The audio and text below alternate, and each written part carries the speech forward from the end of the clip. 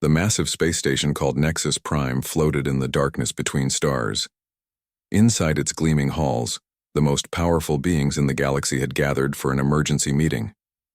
The Galactic Council rarely met like this, but today was different.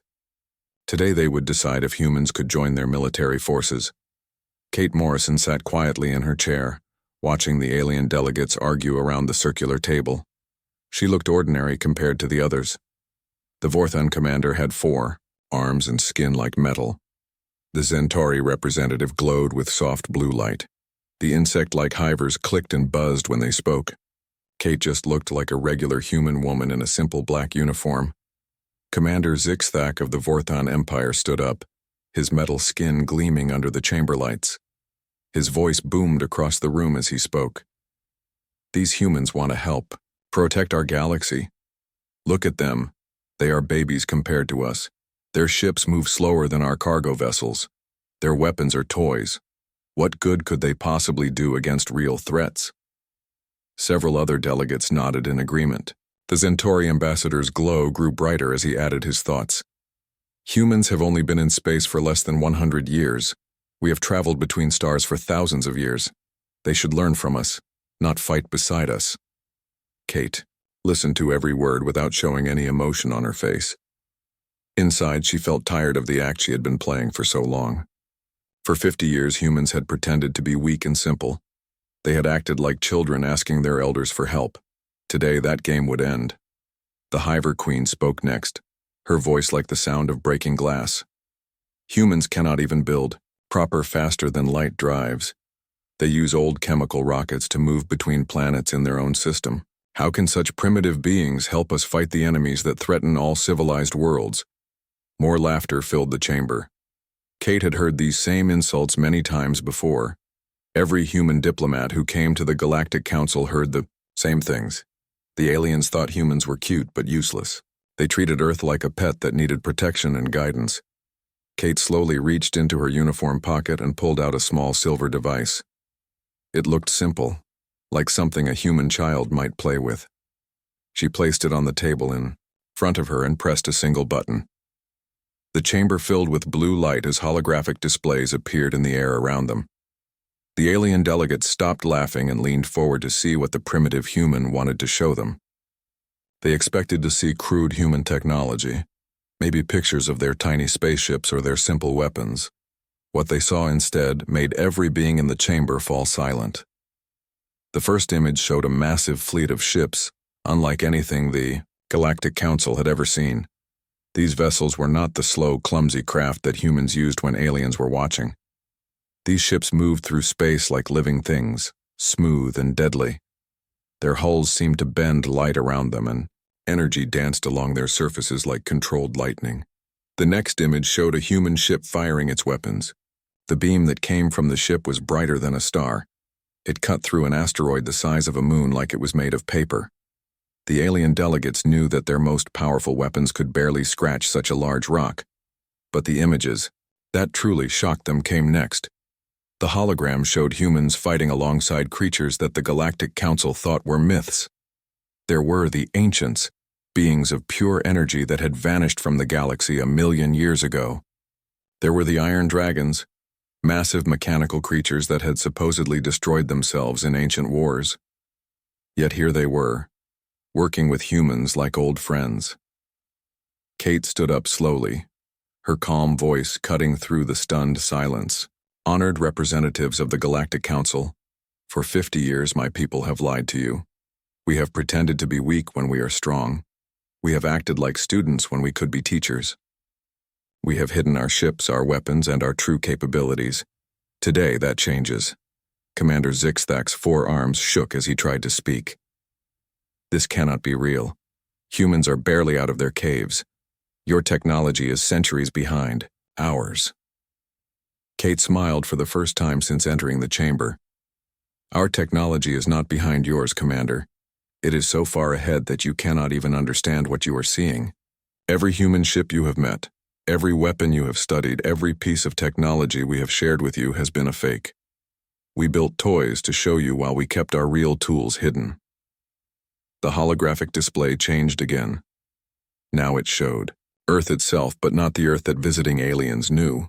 Instead of the simple cities and basic factories that tourists saw, the images revealed massive construction yards hidden beneath the oceans. Ships bigger than space stations were being built in secret caverns. Weapons that could crack planets, charged with energy in underground bunkers. Captain Ryan Hughes appeared in the center of the chamber, his image projected from a ship somewhere in space. He wore the uniform of Earth's real navy, not the simple clothes that human diplomats usually wore.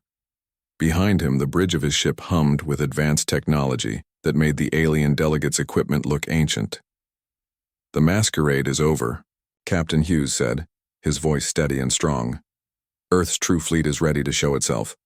We have been protecting this galaxy for decades, while pretending to need protection ourselves.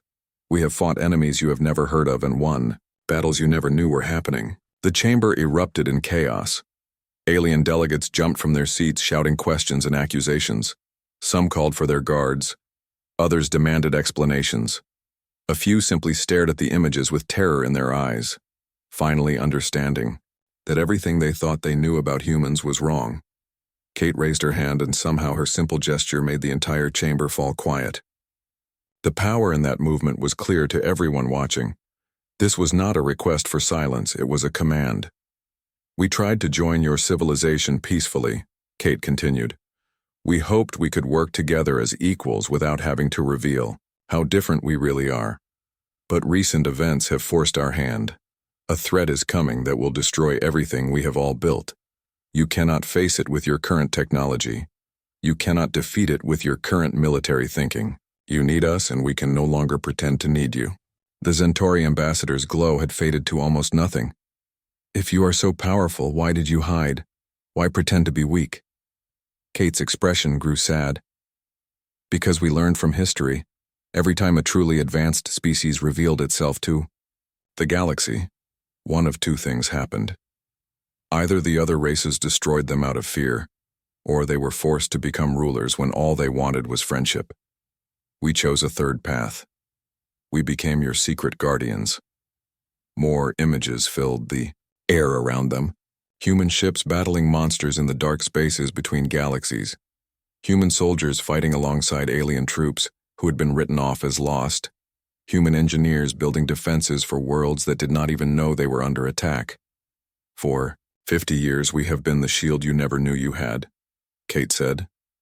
"Every invasion that mysteriously failed. Every plague that suddenly ended. Every disaster that was not as bad as it should have been. We were there, fighting in the shadows, asking for nothing in return." Commander Zixthak sank back into his chair, his metal skin no longer gleaming. "What do you want from us now?" Kate looked around the chamber at each delegate in turn. "We want you to survive what is coming. But that will require changes. The old ways of doing things will not work against the enemy that approaches. You will need to trust us, follow our lead, and accept that the balance of power in this galaxy has shifted forever." The truth was finally out. Humanity had revealed their hand, and nothing would ever be the same again. The Galactic Council chamber had never been so quiet. After Kate Morrison's shocking revelation, the alien delegates sat in stunned silence. They stared at the holographic displays that still floated in the air, showing human technology that seemed impossible. Ships that moved faster than light without using jump gates. Weapons that could destroy moons. Fleets larger than anything the galaxy had ever seen. Dr. Lisa Parker stepped forward from where she had been waiting near the chamber doors. She was a small woman with graying hair and kind eyes, but when she spoke, her voice carried the weight of decades of careful planning. The aliens turned to look at her as she activated her own display device. "I know you have questions," Dr. Parker said calmly. "You want to know why we hid the truth. You want to know how long we have been lying to you. Most of all, you want to know what this means for the future of galactic civilization. I am here to give you those answers." New images appeared in the chamber. These showed events from 60 years ago, when humanity first met alien life. The pictures were grainy and old, taken by primitive cameras on the human exploration ship called Horizon. They showed the moment when Captain Sandra Miller first shook hands with a Centauri patrol commander named Veltar. "This was our first contact," Dr. Parker explained. Captain Miller and her crew had been exploring beyond our solar system when they met Commander Veltar's ship near the edge of what you call the neutral zone. Both sides were curious about each other. Both sides wanted to learn. The images showed the inside of the Horizons Bridge. The human crew looked excited but nervous as they tried to communicate with the glowing Centauri. Veltar seemed equally interested in these strange new beings, who walked on two legs and had no natural light in their bodies. Commander Zixthak leaned forward in his chair. "We remember this meeting. It was recorded in our historical files. The humans seemed primitive but eager to learn from superior civilizations."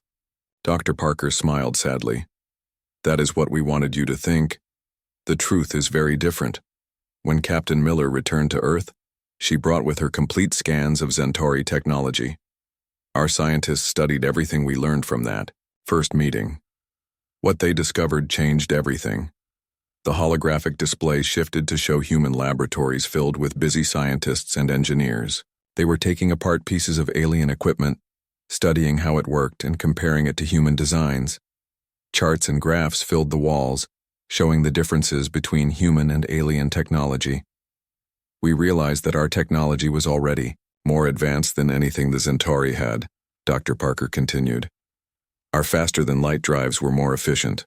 Our weapons were more powerful. Our computers were smarter. We were not the primitive species that needed guidance. We were the advanced civilization that had found a galaxy full of children." The alien delegates began to mutter among themselves. Some seemed angry, others confused. The Hiver Queen's clicking grew louder and more agitated.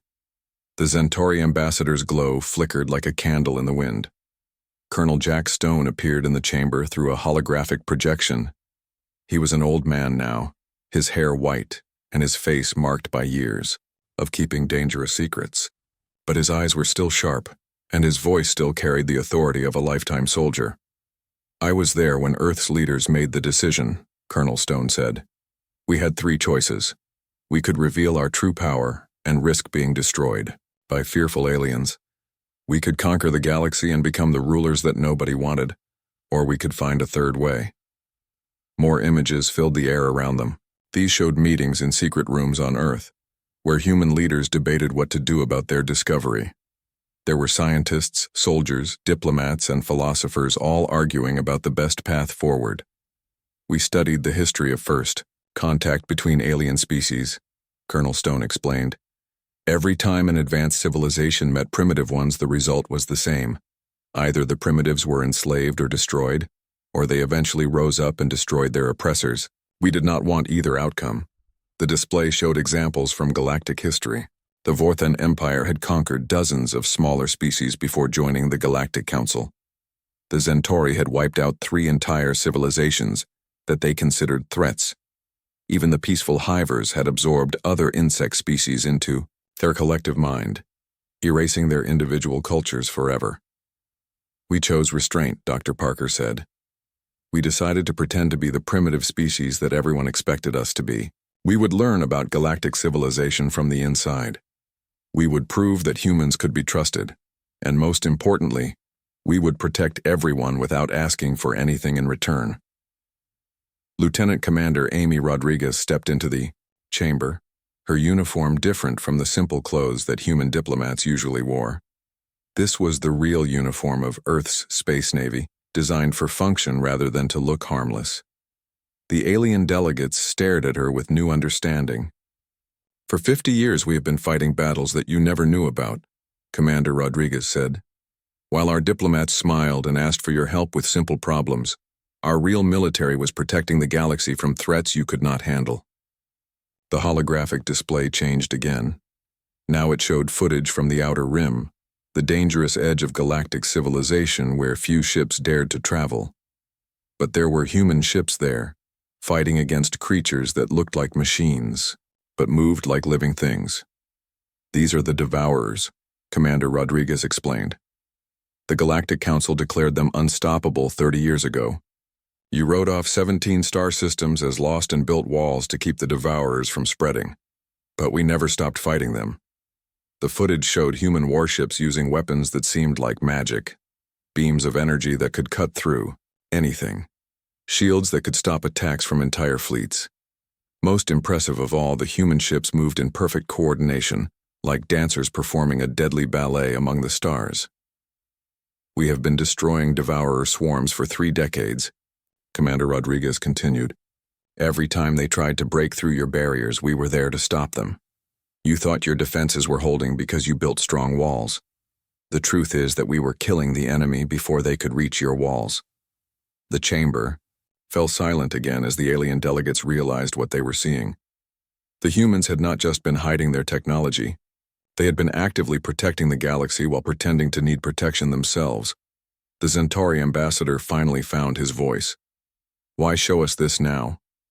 If you have been content to remain hidden for 50 years, what has changed?" Kate Morrison stood up again, her face serious.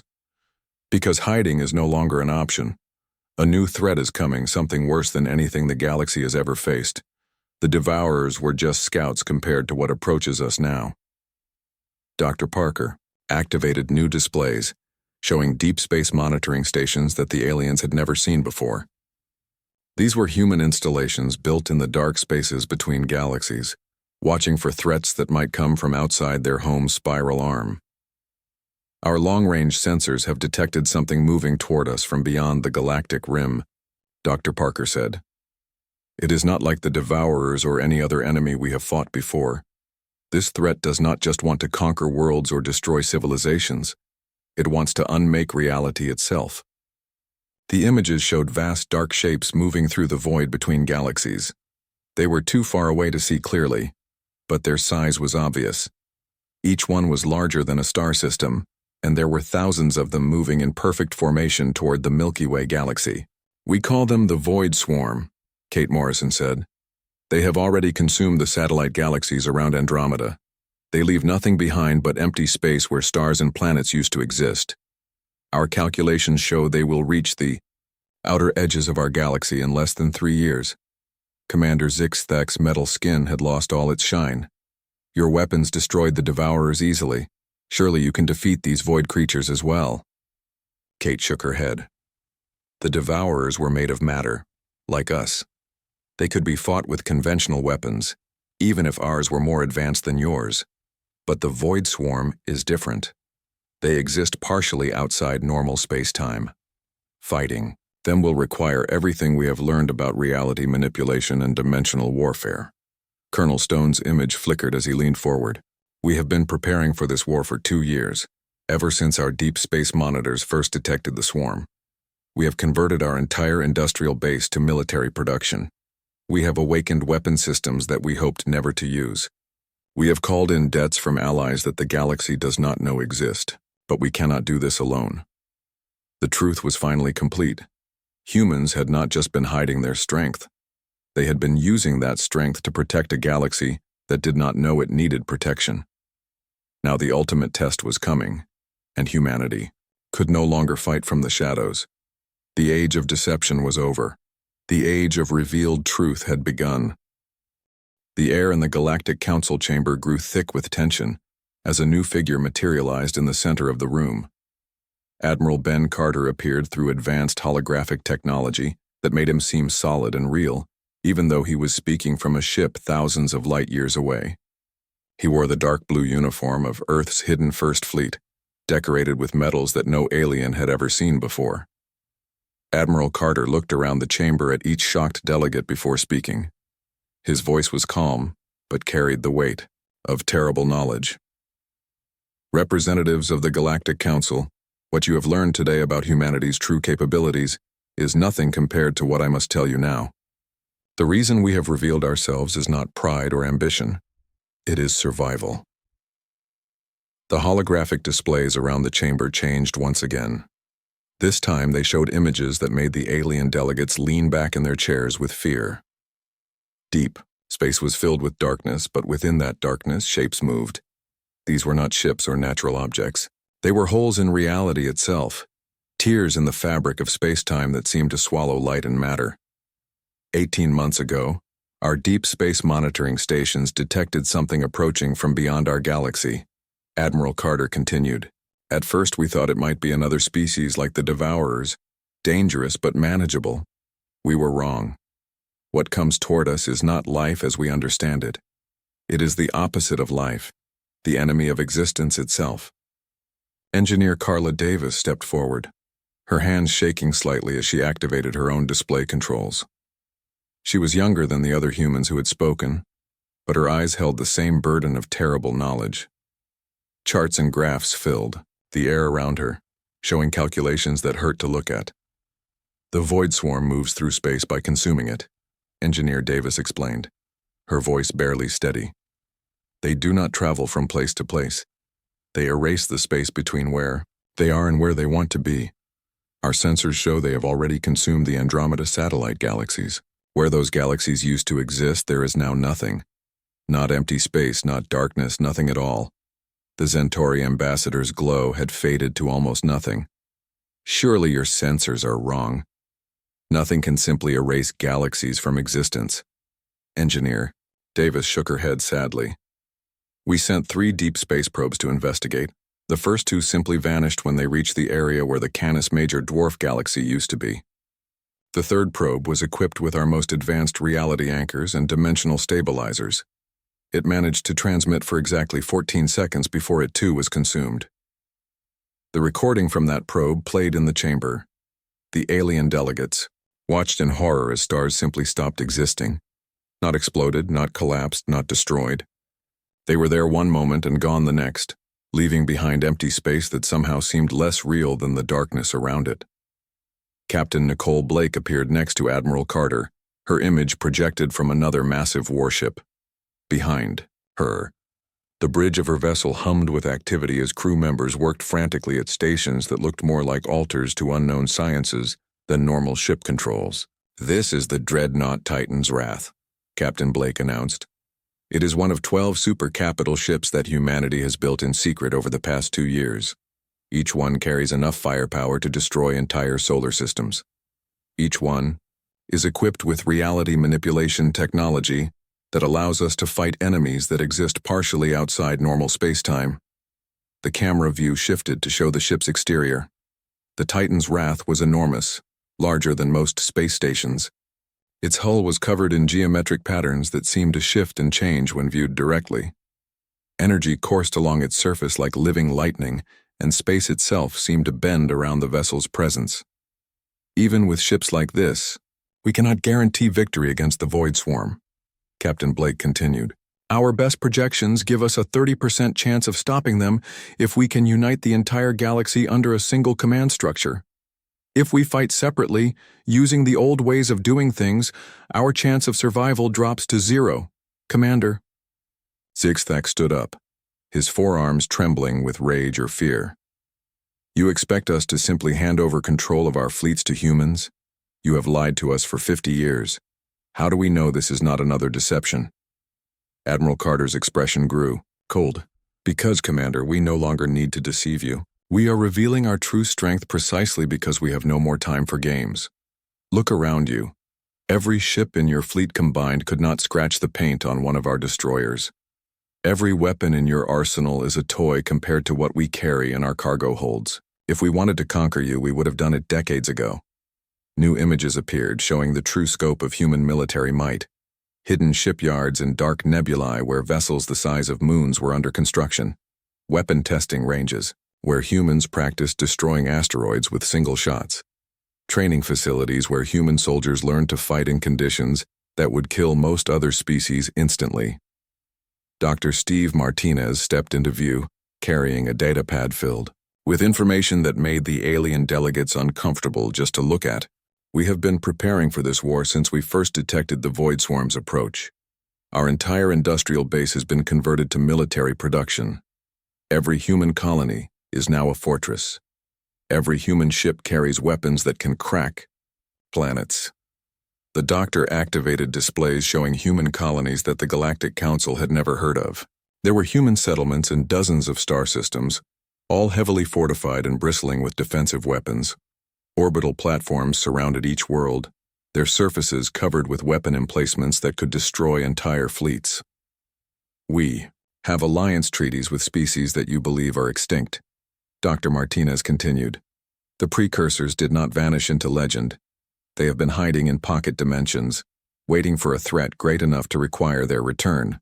The Star Singers still exist in the quantum foam between realities. The Iron Collective rebuilt itself in the dark matter web that connects all galaxies. Images of these legendary species filled the chamber. The precursors looked like beings made of pure mathematics, their forms shifting between geometric shapes that existed in multiple dimensions simultaneously. The Star Singers appeared as clouds of conscious energy that could reshape matter with their thoughts. The Iron Collective had become mechanical entities the size of planets, their consciousness distributed across networks that spanned star clusters. They have all agreed to fight alongside humanity when the Void Swarm arrives, Dr. Martinez said. But they will only work with us. The old Galactic Council system of committee decisions and political maneuvering will not work in this war. Command must be unified, decisive, and absolute. Kate Morrison stood up again, her calm demeanor never wavering despite the magnitude of what she was revealing. The choice before you is simple. You can maintain your pride and face extinction alone, or you can accept that the balance of power in this galaxy has changed forever. Humanity is offering to lead the defense not because we want power, but because we are the only ones capable of coordinating a response to this threat. The holographic displays showed comparative analyses that left no room for doubt. Human ships moved faster, hit harder, and survived longer than anything the Galactic Council possessed. Human commanders had fought and won battles against enemies that the Council had never even detected. Human technology was so advanced that it seemed like magic to species that considered themselves sophisticated.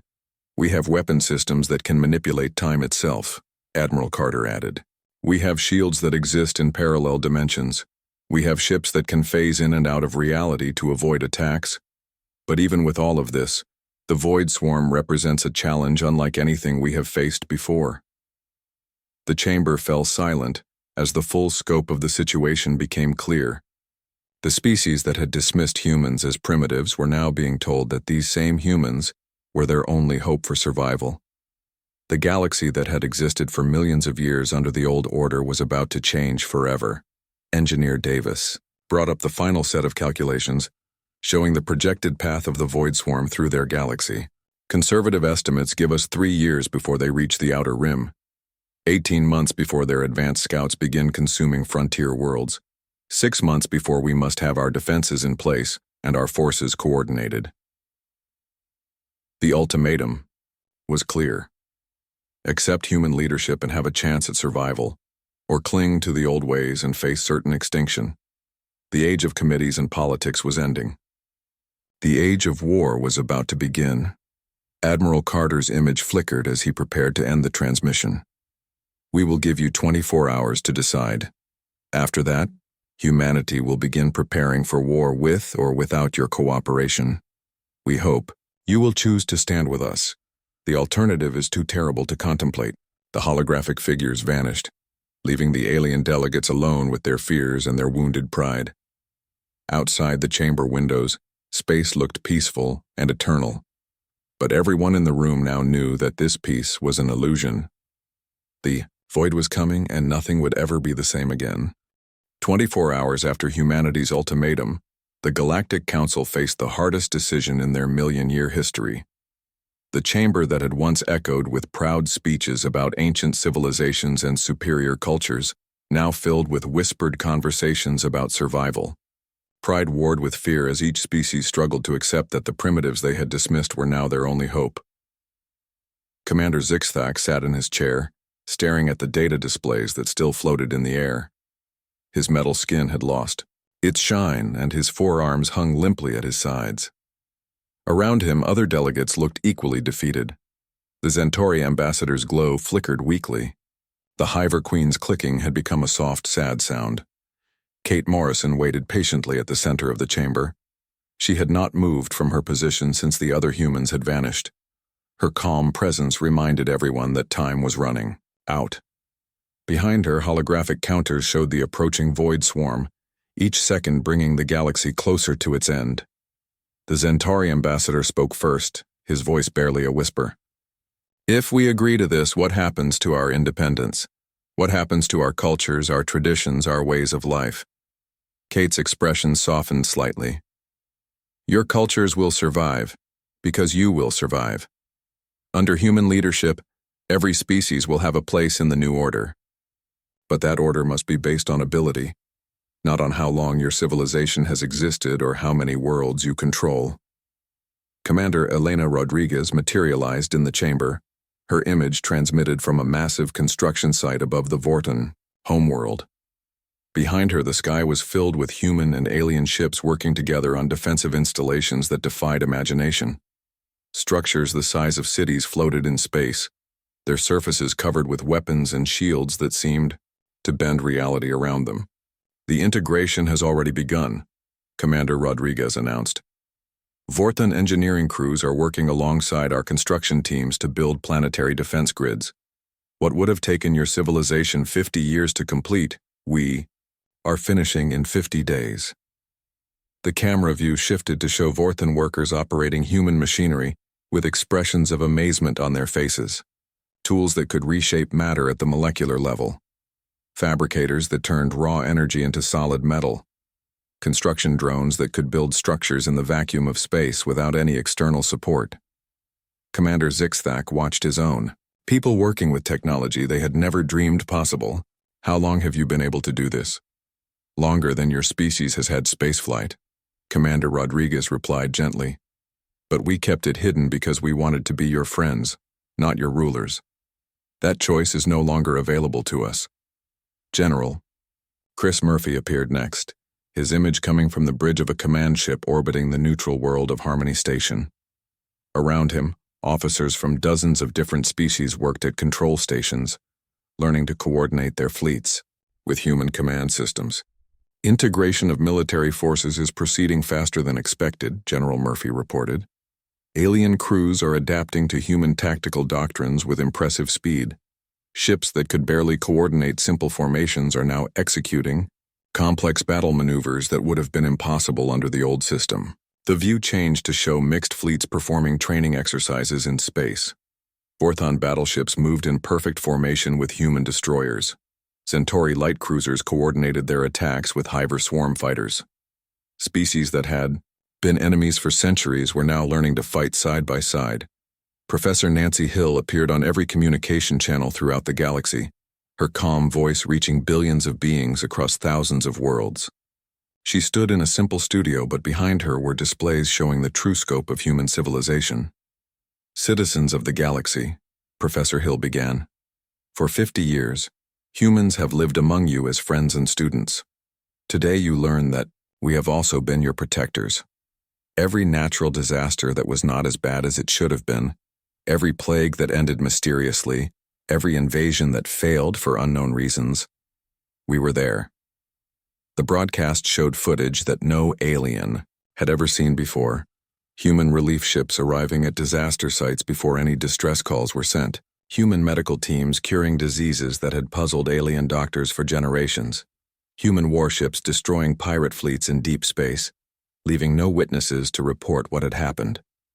We did these things not for payment or recognition, but because we believe that all intelligent life has value, Professor Hill continued.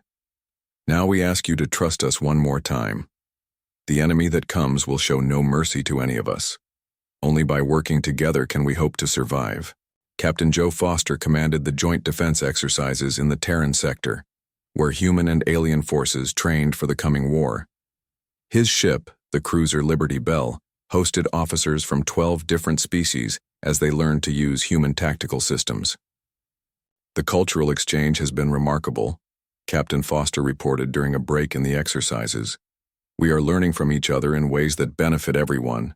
Centauri energy manipulation techniques are improving our shield systems. Vorthon, metallurgy is making our hulls stronger. Even Hiver swarm tactics are giving us new ideas about coordinated attacks. The training footage showed something that had never happened before in galactic history. Ancient enemies working together with perfect coordination. Vorthon and Centauri officers planning joint operations. Hiver queens sharing tactical data with human admirals. Species that had spent centuries fighting each other were becoming allies in the face of a common threat. But the real change was happening at the highest levels of command. The Galactic Council's complex committee system, where every decision required weeks of debate and compromise, was replaced by streamlined military hierarchy. Orders came from human commanders who had proven their ability in real combat. Responses were immediate and effective. Admiral Tracy Coleman coordinated the galaxy's new unified defense from a command station that had been built in secret near the galactic core.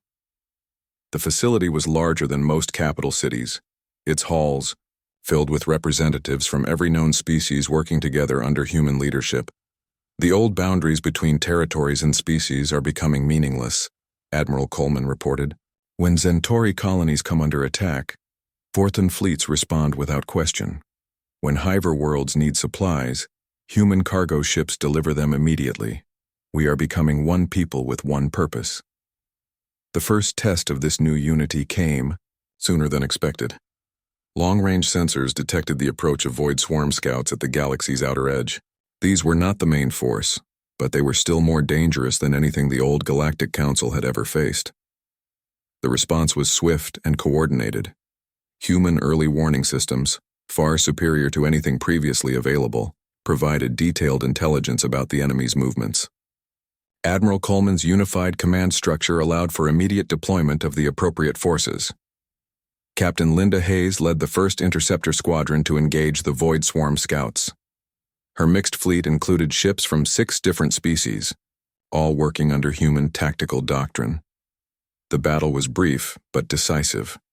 Weapons that the aliens had thought impossible tore through reality-warping enemies like they were made of paper. Target destroyed, Captain Hayes reported as the last Void Scout vanished from sensors. No casualties, all Allied vessels reporting full operational status. For the first time since the crisis began, hope appeared in the eyes of the alien delegates. They had seen human promises backed up by human performance. The impossible had become routine under human leadership. The old Galactic Council voted to dissolve itself that same day. In its place rose the Terran Commonwealth, a new organization built on merit rather than tradition. Species earned their positions through proven ability, not ancient bloodlines or political connections. Kate Morrison was elected as the first Secretary General, but her power was limited and specific. Real authority belonged to the military commanders who would lead the fight against the Void Swarm. The age of politicians making decisions about battles they had never fought was over.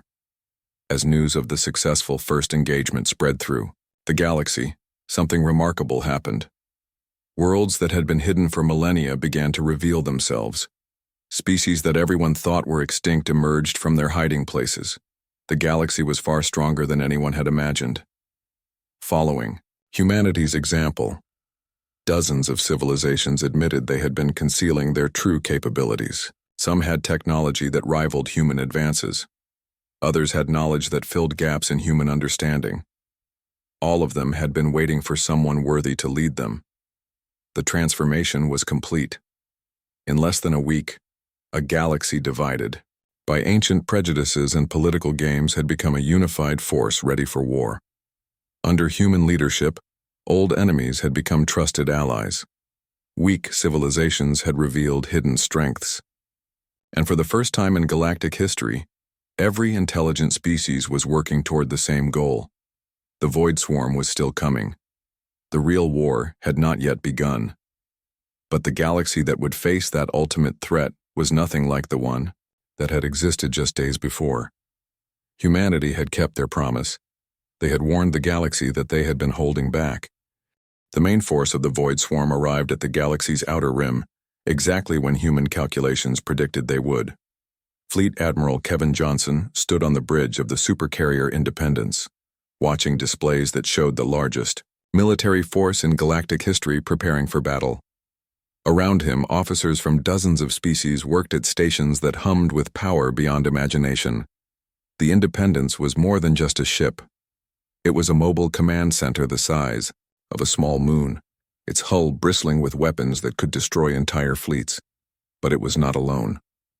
Surrounding it were thousands of vessels from every known species.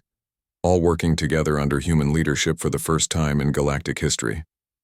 "All fleets report ready, Admiral," announced Lieutenant Commander Patricia Ross, her voice steady despite the magnitude of what they faced. "The Vorthon Heavy Battle Group is in position at Grid 7. The Centauri Light Squadron has established screening formations along the outer perimeter. Hiver Swarm fighters are deployed in deep patrol patterns." Admiral Johnson nodded, his eyes never leaving the tactical display. In the darkness of space ahead, sensors showed the approaching enemy. The Void Swarm moved like a living thing, its individual units flowing together in patterns that hurt to look at directly. They were not ships in any sense that the galaxy understood. They were tears in reality itself, holes in the fabric of existence that consumed everything they touched. "Enemy contact in 30 minutes, reported Commander Brian Walsh from his position at the sensor station. "Swarm composition matches our projections. Primary assault units supported by reality distortion platforms. Estimated strength. Admiral, there are more of them than we calculated." The numbers on the display made even the veteran human officers uncomfortable. What they had expected to be a large but manageable force turned out to be something that dwarfed even their worst-case scenarios. The Void Swarm stretched across dozens of star systems, each unit larger than anything the galaxy had ever seen. But humanity had not revealed their hand, only to lose when the moment of truth arrived. Admiral Johnson activated the fleet-wide communication system, his voice reaching every ship in the combined armada. "All vessels, this is Fleet Admiral Johnson. Today we fight not as separate species but as one people. The enemy before us seeks to unmake everything we have built, everything we are, everything we could become. They offer no mercy because they do not understand the concept. They know only consumption and void. But they have made one critical mistake. They have come to our galaxy, where humans have spent 50 years learning to protect what we love." Commander Rachel Green led the first assault wave from the bridge of the heavy cruiser Defiance. Her strike force included ships from 8 different species, their crews trained in human tactical doctrine, but bringing their own unique abilities to the fight. As they approached the Void Swarm's forward elements, space itself began to warp around them. "Contact in 5 seconds, Commander Green announced. "All units, remember your training. These things exist partially outside normal spacetime. Conventional weapons will have limited effect. Use reality anchors to force them into our dimension before firing." The battle began with a flash of light that could be seen from the other side of the galaxy. Human weapons, designed specifically to fight enemies that could manipulate reality, tore into the Void Swarm's leading units. But the enemy's response was unlike anything the galaxy had ever witnessed. Where their return, fire-struck ships simply stopped existing, not destroyed, not vaporized, but erased from reality as if they had never been built. The alien crews watched in amazement as human vessels performed maneuvers that should have been impossible. Ships twisted through dimensions that had no names, avoiding attacks by briefly stepping outside the normal flow of time. When they fired back, their weapons carved through void stuff like knives through smoke. Captain Danny Lewis commanded a squadron of the newest human destroyers, vessels that incorporated technology so advanced it seemed like magic to even their own crews. As the battle raged around him, he received word that a massive void creature was approaching the main fleet from an unexpected angle. "All units, this is Captain Lewis. We have a priority target approaching Grid 12. It's bigger than anything we've seen before. Looks like some kind of command vessel, but it's the size of a small planet. I'm taking my squadron in for a close attack run." The creature Captain Lewis described was indeed enormous. A writhing mass of nothing that somehow cast shadows despite producing no light. As his ships approached, reality began to break down around them. Stars flickered in and out of existence. Space folded in on itself. Time moved backward and forward simultaneously. But human ships were designed for exactly this kind of warfare. Their reality stabilizers kept them anchored in normal space-time, while their dimensional shields protected them from attacks that existed in multiple universes at once. Captain Lewis waited until his squadron was close enough to see the individual void tendrils that made up the creature's body. "All ships, prepare for stellar ignition," Captain Lewis announced calmly. "Target the brown dwarf at coordinates 77 Mark IV. Full power to the star killers." What happened next had never been attempted in galactic history. Human weapons reached out across space and touched the surface of a failed star, a brown dwarf that had never quite managed to ignite into true fusion.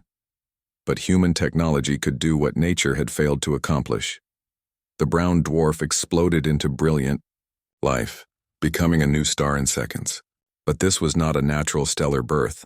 This was a controlled nova, directed and focused by human engineering. The blast of energy that erupted from the newborn star was aimed directly at the massive void creature. The explosion lit up half the galaxy. When the light faded, the enormous void creature was gone. Not just destroyed, but completely removed from existence. The nova had burned away the void stuff that made up its body, leaving behind only normal empty space. The tide of battle began to turn. Across dozens of star systems, human tactics and alien courage combined to push back the void swarm. Species that had been enemies for centuries fought side by side with perfect coordination.